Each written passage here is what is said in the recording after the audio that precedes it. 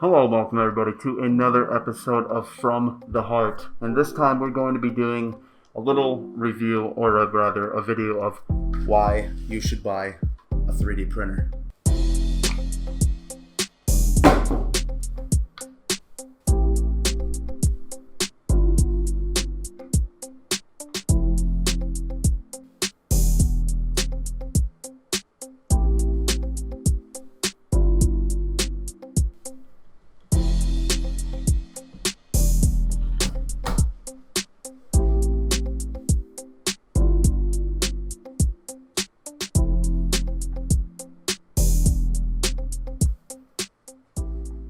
3D printers are pretty much the coolest toy you're ever going to get because it can create any toy you want. This is a Cenobite puzzle box, for God's sakes, alright? This is just a pretty much portal to hell, and I'm able to create that with ease.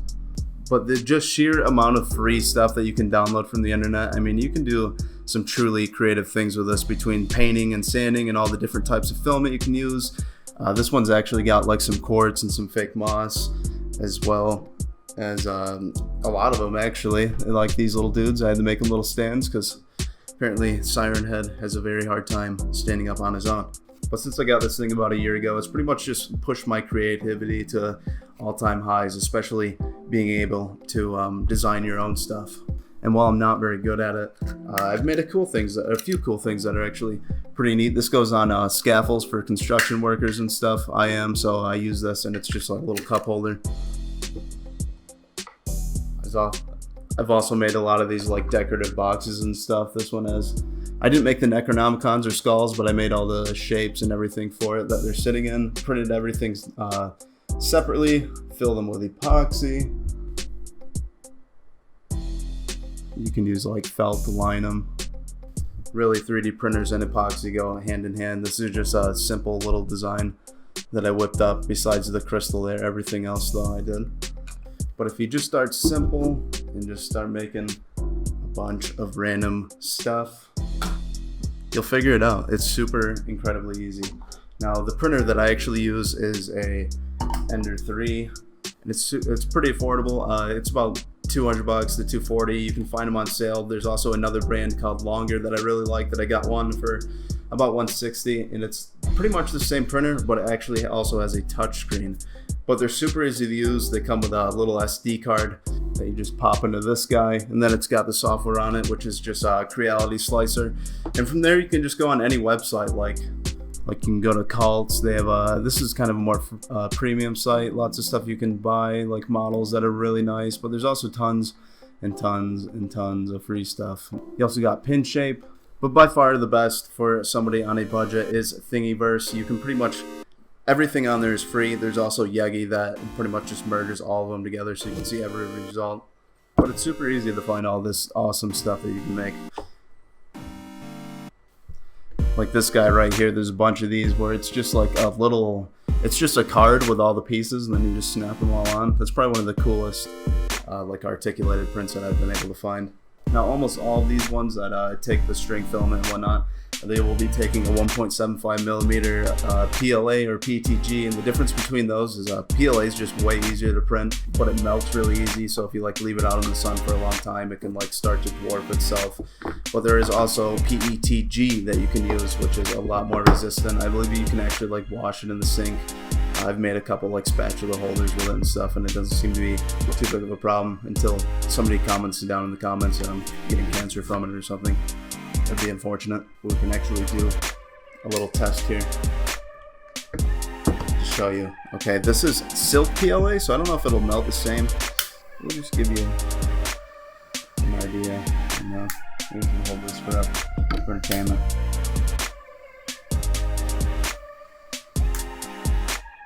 See how quick that melts? That was only like 700 degrees at whatever. But it just melts a lot easier. But there is things you can do to avoid that. You can print stuff solid like this. It's completely solid, super hard. It's actually got some weight to it. Otherwise you do things like this, where this thing's really light because basically it's just a shell with a bunch of little interconnecting webs on the inside. But yeah, if you need props or anything, this thing is basically the best machine that you could possibly get. You can make swords, you can print everything in pieces, so you can create really big stuff. One of my friends actually made like the entire Lich King sword from World of Warcraft. These fake prop guns are actually from Devil May Cry. You know, Weebab Skyrim helmet, because this printer can't quite make a helmet that big due to the horns or whatnot. I could probably, or you could probably separate them and make an entire helmet. They also do have bigger ones of these, where you could print like the entire Doom helmet if you wanted to. Now, obviously, basically the paint job and stuff you give this stuff is what's really gonna make it kick off like this. This is all just, I spray painted it with white, painted it with acrylic paint, and then I clear coated it. It's kind of got a little ding there. A lot of these, like this one, is printed out of wood fiber PLA, which is actually like PLA with little teeny tiny chunks of wood, and it's super good, but it can clog your printers if you get a bad one. But here's the thing, I found ones that are $20 that work fine. I found ones for $20 that suck and clog all my printers. I found $35 ones that suck and clog all my printers. So you just got to read all the reviews. But each spool, when it comes to wood fiber PLA, it's gonna be like anywhere from 20 to 30. But if you're just buying regular PLA, you can basically find really good stuff. I buy this for about $16, and it's just fine. And it saves me a lot of money, because all this stuff does is just sit in this little room right here. This thing right here is printed solid, and it's actually stained with wood stain. So like the possibilities of things you can do with these things is just endless, especially if you're a creative person yourself.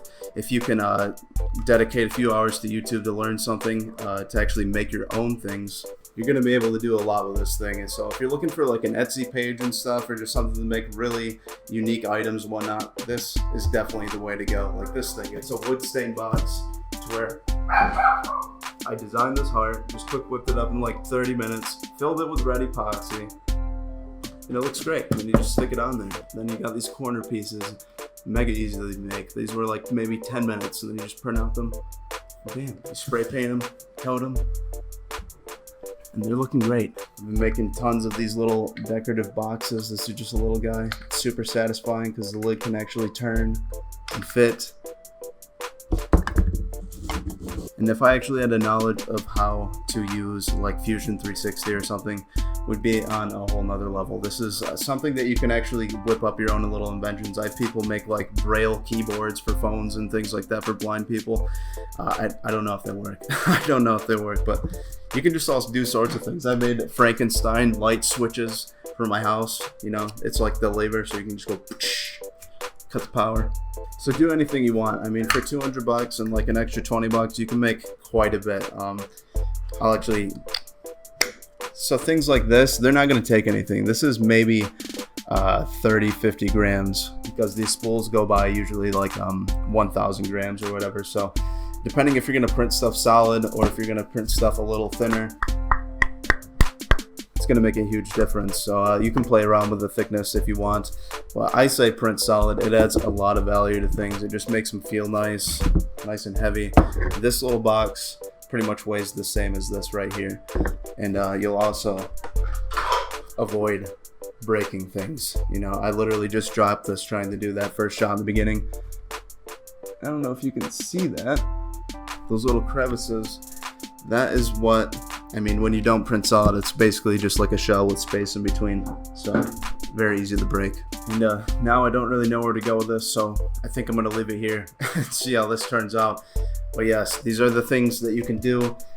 Maybe this will inspire you, seeing all this weird, interesting things on my tiny little desk. But yes, thank you so much for watching. If you could leave a like and subscribe. This has been From the Heart. These videos are straight from the heart. They're not scripted, and that is why they tend to be a little lackluster.